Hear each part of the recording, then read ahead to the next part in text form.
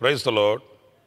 ప్రభు అయిన యేసుక్రీస్తు ప్రశస్త నామంలో మీ అందరికీ మా హోసన్నా మినిస్ట్రీస్ తరపున హృదయపూర్వకమైన వందనాలు తెలియపరుస్తున్నాను. ప్రభు మిమ్మల్ని ఆశీర్వదించి దీవించునుగాక. ప్రియులారా, నేటి వరకు ఆశ్చర్యకరుడైన దేవుడు తన కౌగిల్లో మనల్ని దాచి భద్రపరిచి ప్రతి క్షణం కనుపాప వలె మనల్ని కాపాడుతూ వెన్నుతట్టి భుజం తట్టి నడిపిస్తున్నాడు. ఆశ్చర్యకరుడైన దేవుడు. ఎన్నో విపత్తులు మనం చూస్తున్నాం. ఒకవైపు ప్రకృతి వైపరీత్యాలని గమనిస్తున్నాం. మరి ఎన్ని ఆపదలు, ఆటంకాలు, అభ్యంతరాలు మన ఎదుటి నిలిచి ఉన్నప్పటికీ కూడా శక్తి కలిగిన దేవుడు మనల్ని ఆశ్చర్యకరంగా ఆదుకుంటూ ఆయన భుజముల మీదకి ఎత్తుకుంటూ ఏ అపాయము, ఏ కీడు మనకు దరికి రానివ్వకుండా మరి దేవుడు మనల్ని నడిపిస్తూ ఉన్నాడు. ఆయన ఎంతైనా నమ్మదగిన దేవుడు. ఆయనను ఎరిగిన వారిని ఆయన అన్నిటికీ చేయి విడిచే దేవుడు కాదు అనడంలో మనం ఈరోజు సజీవులుగా ఉన్నాము. ఆ ఆశ్చర్యకరుడైన దేవుడు మనల్ని నడుపుతున్న ఈ మార్గం, మనల్ని నిలిపిన ఈ పవిత్రమైన స్థావరం, మనల్ని పోషించుచున్న విధానం, ఇవన్నీ కూడా ఆశ్చర్యాన్ని కలిగించేవి. ఆయనకి కృతజ్ఞులమై మనం బ్రతకడానికి మనకు మేలుకొలుపు కలిగించేవి. శిరస్సు వంచి నమస్కరిస్తూ ఆయనను ఆరాధించడానికి ఎన్నో ఉన్నతమైన ఘనకార్యాలు, గొప్ప కార్యాలు అని చెప్పడంలో సందేహమేమీ కూడా లేదు. మరి ఈ ఆగస్టు నెల ఈ దినం వరకు కూడా మనం సజీవులుగా ఉన్నాము. సజీవుడైన ప్రభుని ఈ రీతిగా ఆరాధించగలుగుతున్నాము, ఆయన వాక్యాన్ని స్మరించగలుగుతున్నాము అని అంటే శక్తి, భక్తి అని కాదు, కానీ కేవలం ఆయన కృప మన ఎడల నిక్షిప్తమై ఉంది. ఆ కృప చేతనే నేటి వరకు సజీవులమై సజీవుల దేశంలో సజీవుడైన ప్రభుని ఆరాధించే ఈ గొప్ప ధన్యత మనకు దొరికిందని చెప్పడంలో ఎలాంటి సందేహం ఏమీ కూడా లేదు. ఈ పూట కొద్ది నిమిషాలు మనం దేవుని వాక్యాన్ని ధ్యానిద్దాం. హెబ్రీ పత్రిక 3వ అధ్యాయం 1వ వాక్యంలో పరిశుద్ధుడైన పౌలు రాసిన శ్రేష్టమైన ఒక మాటని నేను చదివి వినిపిస్తాను. ఇందువలన పరలోక సంబంధమైన పిలుపులో పాలు పొందిన పరిశుద్ధ సహోదరులారా, మనము ఒప్పుకొనిన దానికి అపోస్తలుడును ప్రధాన యాజకుడునైన యేసు మీద లక్ష్యముంచుడి. ప్రియులారా, చూడండి, ఈ వాక్యంలో మనం గమనించవలసిన ఒక శ్రేష్టమైన అమూల్యమైన మాట ఏంటంటే యేసు మీద లక్ష్యముంచుడి అనే మాట. ఈ పూట మనం ధ్యానించినప్పుడు నిజమే మన యొక్క గురి, మన యొక్క గమ్యం, మన యొక్క ఏకాగ్రత అనేది చాలా ప్రాముఖ్యమైందండి. ఎందుకంటే లోకంలో ఎన్నో మనకు కనిపిస్తూ ఉంటాయి, ఎన్నో మనకు ఎదురవుతూ ఉంటాయి. ఎన్నో పరిస్థితుల్లో మనం చూస్తూ ఉన్నప్పుడు ఏదో మనకు నచ్చింది, మెచ్చింది అని వాటి వెమ్మట పరిగెత్తడం కాదు, కానీ మన యావత్ జీవితంలో ఒక గమ్యము, ఒక గురి, ఒక లక్ష్యం మనం కలిగి ఉండాలని పరిశుద్ధుడైన పౌలు ఈ హెబ్రీ పత్రికలో ఆయన వ్రాస్తున్న ఈ మాట ఈ పూట మనకు ఒక మేలుకొలుపును కలిగిస్తుంది. ఎందుకంటే ఈ రోజున ఒక గమ్యం లేని పరిస్థితుల్లో, లక్ష్యాన్ని కోల్పోయిన అనుభవాలలో అనేక మంది విశ్వాసయాత్ర కొనసాగుతుంది అనుకుంటూ భ్రమపడిపోతూ దాని వలన కలిగే ఆశీర్వాదానికి దూరమవుతున్నటువంటి వ్యక్తుల్ని చాలామంది నేను చూస్తున్నామండి. ఎందుకంటే వాళ్ళ హృదయం ఆశించినట్లు, మనసు కోరుకున్నట్లుగా, వాళ్ళ తలంపులకు నచ్చి మెచ్చినట్లుగా పరుగులు తీస్తూ ఉన్నారు. దాని యొక్క గమ్యం ఏంటి, దాని యొక్క ప్రతిఫలం ఏంటి అని అంటే వారికి ఆవేదనగా ఉంటుంది, వారికి దుఃఖాన్ని కలిగిస్తుంది. అలసి సొలసి సొక్కిపోయిన అనుభవాలలో కోరిన రేవుకు చేరుకోలేని అభాగ్యులై ఆవేదనల మధ్యలోనే నిలిచిపోతున్నారు. ప్రియులారా, దేవుని వాక్యం దగ్గరికి మనం ఎప్పుడు వెళ్ళినప్పటికీ ఆ వాక్యం మనల్ని నడిపించే మార్గంలో మనం సమ్మతించి నడవగలగాలండి. వాక్యం ఒక విధంగా చెప్తుంటే, ప్రభు యొక్క వాక్యం మనల్ని ఒక విధంగా నడిపిస్తుంటే, మనం మరొక విధంగా నడిపించబడినప్పుడు వాక్య ఆశీర్వాదాన్ని మనం పొందుకోలేమనే విషయాన్ని మనం గుర్తించాలి. చూడండి, అధ్యాయాలు కొంతమంది వాక్యం చదువుతారు, దేవుని వాక్యాన్ని పఠిస్తారు, కానీ విచిత్రమైన సంగతి ఏంటంటే ఆ వాక్యం వీళ్ళని చేపట్టి వాక్యానుసారంగా నడిపించడానికి ఇష్టపడినప్పుడు వాక్యానుసారంగా నడవడానికి ఇష్టపడరండి. చదువుతారు, ఆదివారం చర్చికి వెళ్ళి దేవుని మందిరానికి వెళ్ళి వాక్యం వింటారు చదువుతారు, కానీ నడవడానికి ఇష్టపడని వ్యక్తిత్వం ఉంటుంది. ప్రియులారా, ఎప్పుడైనా కూడా మనం దేవుని వాక్యం దగ్గరికి మనం వెళితే వాక్యం మనకు నేర్పే అడుగులు మనం నేర్చుకోవాలి. వాక్యం మనల్ని నడిపించే మార్గంలోనికి మనం వెళ్ళగలగాలి. వాక్యానికి సమ్మతి అయిన మనసును తెలియపరచాలి. ఆనాడే వాక్య ఆశీర్వాదం, దేవుని దీవెన మనం అందుకోగలుగుతామనే విషయాన్ని మనం తప్పనిసరిగా గుర్తించాలి. ఇక్కడ యేసు మీద లక్ష్యం ఉంచుడి అంటే మన గురి, మన యొక్క లక్ష్యం, మన యొక్క దృష్టి కేవలం ఆయన మీదనే ఉంచాలి, ఆయన మీదనే ఉండాలి అనేది ఈ వాక్యంలో మనం నేర్చుకోవాలి.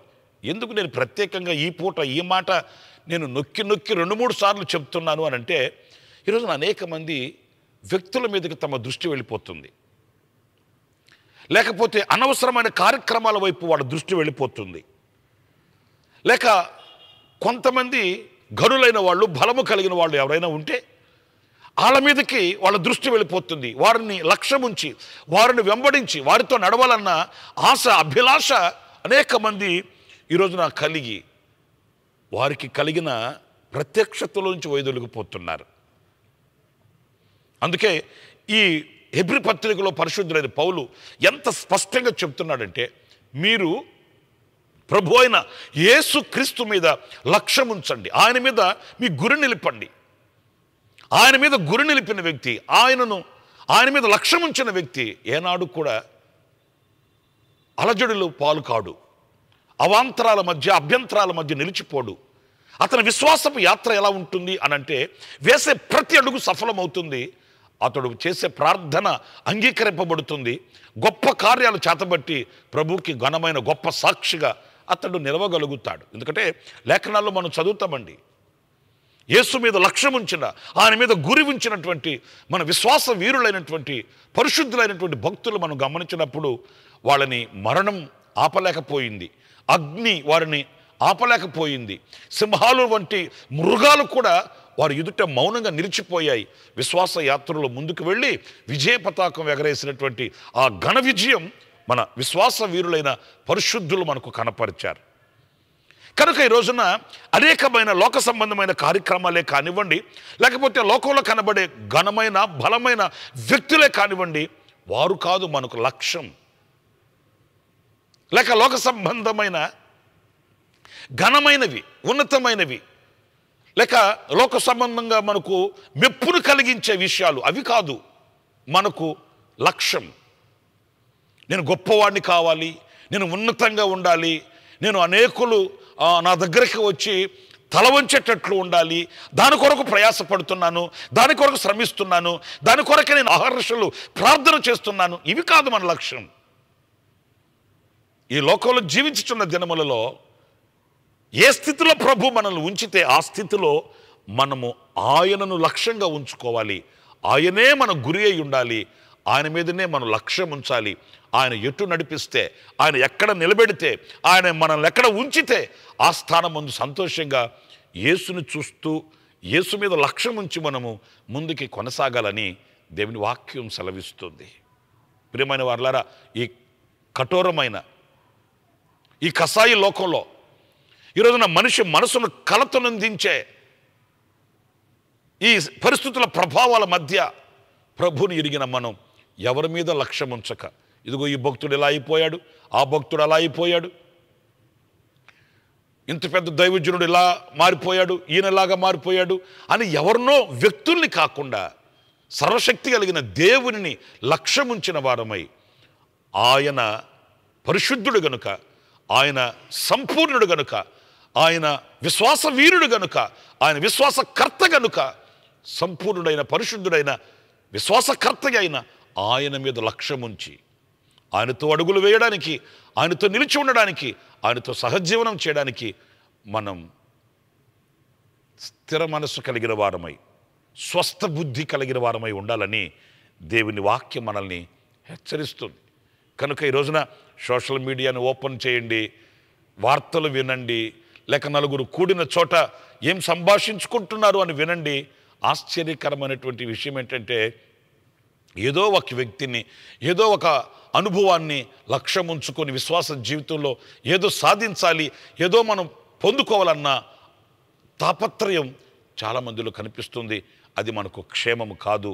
మన గురి, మన గమ్యం, మన లక్ష్యం ప్రభు అయిన యేసుక్రీస్తు అన్నప్పుడు ఆయన యందు లక్ష్యం ఉంచి మనము కొనసాగించబడవలసి వస్తుంది అనేది ఈ వాక్యంలో మనం నేర్చుకోవాలి. మొదటిది, మనం యేసు మీద లక్ష్యం ఉంచాలి. ఇంకొక రెండవ అనుభవాన్ని కూడా నేను మీకు తెలియపరుస్తాను. అది యోహాను సువార్త 17వ అధ్యాయం 4వ వాక్యంలోని మాటని నేను చదువుతాను, జాగ్రత్తగా వినండి. చేయుటకు నీవు నాకిచ్చిన పని నేను సంపూర్ణముగా నెరవేర్చి భూమి మీద నిన్ను మహిమపరిచితిని. ఇప్పుడు చూడండి, ఈ వాక్య భాగంలో ఒక వింతైన అనుభవం ఏంటంటే, చేయుటకు నీవు నాకిచ్చిన పని. ప్రభు చెప్తున్నాడు, నా తండ్రి, చేయుటకు నీవు నాకిచ్చిన పనిని నేను సంపూర్తి చేశాను. అంటే ఈయన లక్ష్యమంతా, ఈయన ఆశయమంతా దేని మీద అంటే, దేవుడు నాకు ఒక పనినిచ్చాడు, ఆ పనిని సంపూర్తి చేయాలి, పని మీద లక్ష్యం ఉంచాలి. ఎందు నిమిత్తం తండ్రి ఈ లోకానికి కుమారుణ్ణి పంపించాడు? ఏ కర్తవ్యము చేత, ఏ బాధ్యతను భుజస్కంధాల మీద పెట్టి పంపించాడు అనేది ఈ వాక్యంలో మన ప్రభు అయిన యేసుక్రీస్తు చెప్తున్నాడు. నీవు నాకిచ్చిన పనిని నేను సంపూర్తి చేసి దానిని నెరవేర్చాను. అంటే ఆయన బ్రతికిన దినములలో ఆయన ఆశయమంతా, ఆయన లక్ష్యమంతా దేని మీద అంటే, తండ్రి నాకు ఒక పని అప్పగించాడు, తండ్రి నాకు ఒక పనినిచ్చాడు, ఆ పనిని నేను సంపూర్తి చేయాలి. యేసుక్రీస్తుని యెరూషలేముకు తీసుకుని వెళ్ళారు. పండుగ దినాలు అయిపోయాయి. మరి తల్లి అయిన మరియా, యోసేపులు కలిసి మరలా తిరిగి వెళ్ళిపోతున్నారు వాళ్ళు. అంతలో తిరిగి చూస్తే వారితో యేసయ్య లేడు. మరలా దేవాలయం దగ్గరకు తిరిగి వచ్చారు వాళ్ళు. చూస్తే ఆయన సద్దుకైలు, పరిసయ్యులతో కూడా కూర్చొని ఆయన లేఖనాలను గురించి పరిశోధించుకుంటున్నాడంట. ఆయన లేఖన ధ్యానంలో పడిపోయాడు. తల్లిదండ్రులు కాదండి, అల్లారు ముద్దుగా దగ్గరికి వెళ్ళి వాళ్ళు ఆశ్చర్యాన్ని వ్యక్తపరిచి, నైనా మిమ్మల్ని మేము వెతుక్కుంటున్నాం, ఇక్కడ ఉండిపోయావేంటి? ఆయన చెప్పిన మాట శ్రేష్టమైన మాట, నేను తండ్రి పనుల మీద ఉండాలని మీరు ఎరుగరా? చూసారండి, పండుగ దినాలు అందరు సంబరాలతో ఉన్నారు. పండుగ దినాలు అందరూ సంతోషంతో ఉన్నారు. బంధువులు వచ్చారు, స్నేహితులు వచ్చారు, ఇరుగు పొరుగు వచ్చారు. అయినా అది సంబరాలతో, సంతోషంతో మరి గంతులు వేస్తూ సంతోషంగా, ఆనందంగా ఉండాల్సిన దినాలలో ఆయన తండ్రి పనుల మీద ఉన్నాడంట. అంటే ఎలాంటి పరిస్థితులలో కూడా ఆయన హృదయంలో ఉన్న అభిలాష, హృదయంలో ఉన్న ఆశ ఏంటి అంటే, నా తండ్రి పని, నా తండ్రి పని, నా తండ్రి పని. ప్రియులారా, ఈ రోజున ఈ మాటని మనం ధ్యానిస్తూ ఉన్నప్పుడు మనకు కూడా తండ్రి వారి వారి పరిధులను బట్టి ఆయన కర్తవ్యాన్ని అప్పగించి ఉన్నాడు, పనిని అప్పగించి ఉన్నాడు. మనందరం కూడా ఆ పనిని చేయవలసిన వారమే. ఆయన మన ఎడల సంకల్పించిన సంకల్పాన్ని, ఆ చిత్తాన్ని, ఆ ప్రణాళికను మనం గుర్తించిన వారమైతే ఎక్కడ నిలిచినా, ఎక్కడ నడిచినా, ఎక్కడ ఉన్నా మనం ఆ తండ్రి చిత్తాన్ని, తండ్రి సంకల్పాన్ని, ఆ తండ్రి ఉద్దేశాన్ని, ఆ తండ్రి పనిని నెరవేర్చడానికి మనం వెనకంజి వేయము, మనం వాటిని విస్మరించమండి. నాకు కొంతమంది తెలుసు, వాళ్ళ విశ్వాస జీవితం ఎలాంటిదో తెలుసండి. వాళ్ళు ట్రైన్లో వెళుతున్నా, బస్సులో వెళుతున్నా, ఆఫీసులో ఉన్నా, గుళ్ళో ఉన్నా, బళ్ళో ఉన్నా, ఎక్కడ ఉన్నప్పటికీ కూడా వాళ్ళు దేవుని పనిని వాళ్ళు కొనసాగిస్తూనే ఉంటారండి. ట్రైన్లో ఉంటే నలుగురు సువార్త చెప్తారు. ఎక్కడికైనా ప్రయాణంలో బస్సులో వెళుతుంటే ఆ ప్రక్కనున్న వాళ్ళకి వాళ్ళు సాక్ష్యం చెప్తారు. కొంతమంది వారు ఇరుగు పొరుగు వాళ్ళని కూర్చోబెట్టుకొని దేవుని అమూల్యమైన వాక్కులు వాళ్ళకి అందిస్తారు. ఎక్కడ నిలిచినప్పటికీ ఆ తండ్రి పనిని చేస్తూనే కనిపిస్తారు. కానీ ఏదో నాకు దేవుడు అన్నీ ఇచ్చాడు, అంతా ఇచ్చాడు, ఇక నాకు ఏంటి దేవునితో పని అన్నట్లుగా వాళ్ళు ఆ పనిని విస్మరించరు. అలాంటి వారి యొక్క వ్యక్తిగత అనుభవాలలో దేవుని యొక్క సంకల్పం నెరవేర్చబడుతూ ప్రకాశమానమైనటువంటి అనుభవాలలో వాళ్ళు ప్రజ్వలిస్తూ ఉంటారండి. ప్రియులారా, చూడండి, పరిశుద్ధ గ్రంథంలో నేను ఒక 2-3 జ్ఞాపకం చేస్తాను. ఎలియాజరు చూడండి, పాత నిబంధన భక్తుడే అయినప్పటికీ ఎలియాజరు చూడండి, ఆయన ఒక పని మీద వెళ్ళాడు. లాబాను ఇంటికి పిలిచి లోపల కూర్చుండబెట్టి ఆయనకి వారు భోజనం చేయమని చెప్తున్నప్పుడు ఆయన అన్నాడు, ముందు నేను వచ్చిన పనిని సంపూర్తి చేయండి, నేను వచ్చిన పని సంపూర్తి కానివ్వండి. నేను మీ ఇంట ఆతిథ్యం పుచ్చుకోవడానికి, నేను మీ మర్యాదలు పుచ్చుకోవడానికి, లేకపోతే ఇక్కడేదో నేను సంతోషాన్ని వెళ్ళపుచ్చడానికి రాలేదు. నేను ఒక పని మీద వచ్చాను. దైవజనుడైన సమూయేలుని దేవుడు యెషయా ఇంటికి పంపించాడు. యెషయా గారు తమ కుమారులందరిని చూపెట్టాడు. అంతలో కాస్త సమయం ఉంది, దావీదుని పిలిపించే సమయం, కాస్త సమయం పడుతుంది. ముందు మీరు కాళ్ళు కడుక్కొని భోజనం చేయమన్నప్పుడు ప్రవక్త అన్నాడు, నేను వచ్చిన పని సంపూర్తి కాకుండా నేను ఈ ఆతిథ్యం పుచ్చుకోను. ఇవి చిన్న చిన్న విషయాలు అయినప్పటికీ మనకి ఏమి నేర్పిస్తున్నాయి? తండ్రి పని, మన లక్ష్యం అది. మన హృదయంలో ఉండవలసిన, మన హృదయంలో మెదలవలసిన, మన హృదయంలో ఉండవలసినటువంటి ఆ తీర్మానం, నేను తండ్రి పని చేయాలి. నా ప్రియమైన దేవుని బిడ్డలారా, అలాంటి వ్యక్తుల యొక్క జీవిత అనుభవాలు చూడండి. దేవుని చేతుల్లో ఘనమైన పాత్రలుగా వాడబడడం మాత్రమే కాకుండా దేవుని కొరకై ప్రతినిధులుగా నిలిచి ఆశ్చర్యమైన మహత్కార్యాలు చేయగలిగారు. అంతేకాదు, వాళ్ళు పూనుకొనిన పని సఫలం చేసి సమాప్తి చేసి విజయవంతంగా వాళ్ళు విశ్రాంతిలోనికి వెళ్ళగలిగారు. ఈ సందర్భాన నా ప్రియమైన సహోదరులారా, ప్రభు నీకు ఇచ్చిన పని, అది ఏ పని అయినా, చిన్న పని అయినా పెద్ద పని అయినా, నువ్వు సాక్ష్యమైతే సాక్ష్యపు అనుభవాలలో, లేక నీవు ఒక స్వార్థికుడు అయితే ఆ విషయంలో, లేక నువ్వు ఒక విశ్వాసివి అయితే ఆ విషయంలో, ఎక్కడ నిన్ను ప్రభు ఉంచి అక్కడ నీకు ఏ పని అప్పగించాడో ఆ పని విషయంలో, కుటుంబంలో ఒక గృహిణిగా ఉన్నావా, ఒక యజమానుడిగా ఉన్నావా, లేకపోతే ఒక యవనుడిగా ఉన్నావా, ఏ స్థితిలో ప్రభు నిన్ను ఉంచి పని అప్పగించాడో ఆ స్థితిలో ఆ పనిని సంపూర్తి చేయడానికి ఆ పని మీద లక్ష్యం ఉంచాలి, గురి నిలపాలి. అప్పుడే ఒక విజయవంతమైన ప్రతిఫలం మనకు కలుగుతుందనే విషయాన్ని మనం గుర్తించాలి. నా ప్రియమైన సహోదరులారా, నోవాహు ఓడలో ఒక కాకి మీ అందరికీ తెలుసు. ఎంత గంపడ ఆశతో యజమానుడు ఆ కాకిని బయటికి పంపించాడు. కానీ యజమానుడు బయటికి ఎందుకు పంపాడు, ఎంత ఆశలు ఉంచుకొని సాగనంపాడు అనే విషయాన్ని మర్చిపోయింది ఆ కాకి. సుఖం దొరకగానే కంటికి కనబడే ఆ ఆహారం దాటి వెళ్ళలేకపోయింది. బాధాకరమైన విషయం ఏంటంటే, ఉపద్రవంలో కాచి కాపాడి సంరక్షించి భద్రపరిచిన సహవాసాన్ని విడిచిపెట్టేసింది, మర్చిపోయింది సహవాసాన్ని. ఆ ఓడలో ఉన్న సహవాసాన్ని విడిచిపెట్టి మర్చిపోయింది. ఇక దొరికిన ఆ యొక్క సమృద్ధిలో పడి బాధ్యతను విస్మరించింది, తిరిగి రాలేదు. ఈరోజున అలాంటి క్రైస్తవులుగా మనం ఉండకూడదు కదా, అలాంటి విశ్వాస సంబంధమైన వ్యక్తిత్వం కలిగి మనం బ్రతకూడదు కదా. నేను ఏ విషయంలో తండ్రి దగ్గర నుంచి పంపబడ్డాను, నా తండ్రి ఎలాంటి చిత్తం, ఎలాంటి ఉద్దేశం కలిగి ఉన్నాడు, నా ఎడల ఆయన ఆలోచన ఏముందని తెలుసుకొని ఆ ఆలోచన నెరవేర్చడానికి, ఆ చిత్తం సంపూర్తి చేయడానికి మనం వేగిరపడాలి. ఆ పని మీద లక్ష్యం ఉంచాలని దేవుడి వాక్యం సెలవిస్తుంది. ఆఖరిగా ఇంకొక చిన్న విషయం కూడా నేను చెప్పి ముగిస్తాను. అదేంటంటే, పేతురు రాసిన 2వ పత్రిక 1వ అధ్యాయం 17వ వాక్యాన్ని నేను చదువుతున్నానండి. ఆయన మహత్యమును మేము కన్నులారా చూచిన వారమై తెలిపితిమి. ఈయన నా ప్రియ కుమారుడు, ఈయన యందు నేను ఆనందించుచున్నాను అను శబ్దము మహాదివ్య మహిమ నుండి ఆయన యొద్దకు వచ్చినప్పుడు తండ్రి అయిన దేవుని వలన ఘనతయు మహిమయు ఈయన పొందగా, మేము ఆ పరిశుద్ధ పర్వతము మీద ఆయనతో కూడా ఉండిన వారమై ఆ శబ్దమును ఆకాశము నుండి రాగా వింటిమి. మరియు ఇంతకంటే స్థిరమైన ప్రవచన వాక్యము మనకున్నది. తెల్లవారి వేకువ చుక్క మీ హృదయములలో ఉదయించు వరకు ఆ వాక్యము చీకటి గల చోటున వెలుగుచు దీపమై ఉన్నది. దీని యందు మీరు లక్ష్యముంచిన ఎడల మీకు మేలు. ప్రియులారా, చూడండి, ఈ వాక్య భాగంలో యేసుక్రీస్తుని గురించి ఒక శబ్దం వినబడిందంట. వీరు విన్నారట.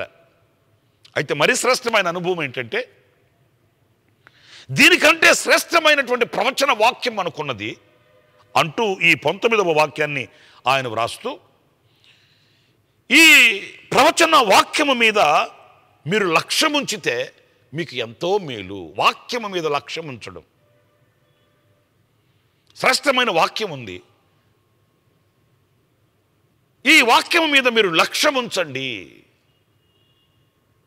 నిజమే, ఈరోజు నేను మొదట్లోనే చెప్పాను కదండి, వాక్యము విలువ మనకు తెలిస్తే, వాక్యము యొక్క ఘనత మనకు తెలిస్తే, వాక్యము యొక్క విశేషత మనకు తెలిస్తే, వాక్యాన్ని చదవకుండా, వాక్యాన్ని వినకుండా, వాక్యాన్ని ధ్యానించకుండా మనం ఉండలేమండి. చాలామందికి వాక్యము యొక్క విలువ, వాక్యము యొక్క శ్రేష్టత తెలియదండి. వాళ్ళు ఏమనుకుంటారంటే, ఆదివారం రోజున చేతిలో బైబిల్ పట్టుకుని వెళ్ళి కాసేపు దేవుని మందిరంలో కూర్చొని వాక్యం విని వాక్యం చదివి రావాలి, అంతవరకు వాళ్ళకి తెలుసు. అయితే వాక్యాన్ని విశ్వసించినప్పుడు, ఆ వాక్యాన్ని గుండెల్లో పదిలపరుచుకొని ఆ వాక్య ధ్యానము చేత మనం ప్రభువును హత్తుకున్నప్పుడు కలిగే మధురమైన అనుభూతి. మీరు లేఖనాలు చాలాసార్లు చదువుతారు, ఆయన వాక్యము నాకు దొరకగా నేను భుజించి తిని అన్న రాయబడి ఉందండి. వాక్యాన్ని భుజించడం ఏంటి? ఆయన వాక్యము నాకు దొరకగా నా కడుపారా నేను భుజించాను. ఎందుకంటే ఆహారాన్ని భుజిస్తే శక్తి కలుగుతుంది, వాక్యాన్ని అన్వయించుకుంటే ఆధ్యాత్మికమైన శక్తి కలుగుతుంది. వాక్యం మనకు స్థిరత్వాన్ని నేర్పుతుంది, వాక్యం మనకు నిలిచే శక్తినిస్తుంది, వాక్యం మనకు వివేకమునిస్తుంది, వాక్యం మనకు విశ్వాసాన్ని నేర్పుతుంది, వాక్యమే మనకు ఓర్పును, నేర్పును, సహనాన్ని, సంతోషాన్ని పుట్టిస్తుంది. అందుకే లేఖనాలు మనం చదువుతాం, ఆదియందు వాక్యం ఉండెను, ఆ ఆదియందు ఉన్న వాక్యం సృష్టించింది, ఆ ఆదియందు ఉన్న వాక్యం వెలుగునిచ్చింది. ఈ రోజున మన జీవితంలో ఏది కావాలనో సమస్తాన్ని రూపించి సృష్టించి మనకు అందించగలిగినది దేవుని వాక్యం అండి. కీర్తనకారులు వ్రాసారు, నీ వాక్యము నా పాదములకు దీపం, నా త్రోవకు వెలుగు. ఆ వెలుగే దీపమే లేకపోతే మన జీవితం చీకటి కాదా? కనుక నా ప్రియమైన సహోదరులారా, ఆ వాక్యం మీద లక్ష్యం ఉంచినప్పుడు ప్రతిదానికి మనం దేవుని వాక్యం మీద ఆధారపడగలుగుతాము, దేవుని వాక్యాన్ని విశ్వసించగలుగుతాము, దేవుని వాక్యాన్ని మనం అన్వయించుకొని వాక్యానుసారంగా అడుగులు వేయగలుగుతాము.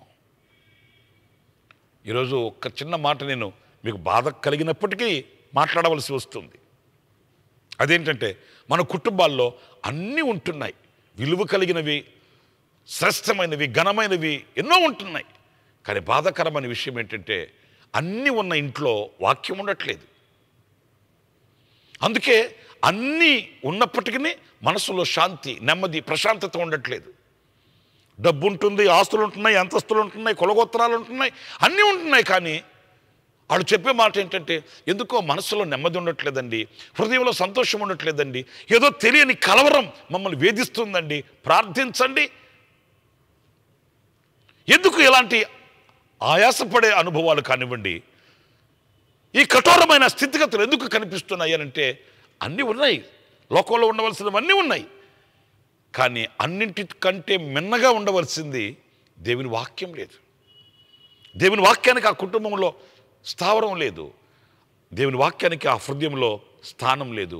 అందుకే అన్నీ ఉన్నా కూడా ఆ హృదయాలలో, ఆ మనసుల్లో నెమ్మది లేక, విశ్రాంతి లేక, ప్రశాంతత లేక, కలతతో కన్నీళ్లు కారుస్తున్న కుటుంబాలు కోకొలలుగా కనిపిస్తున్నాయి.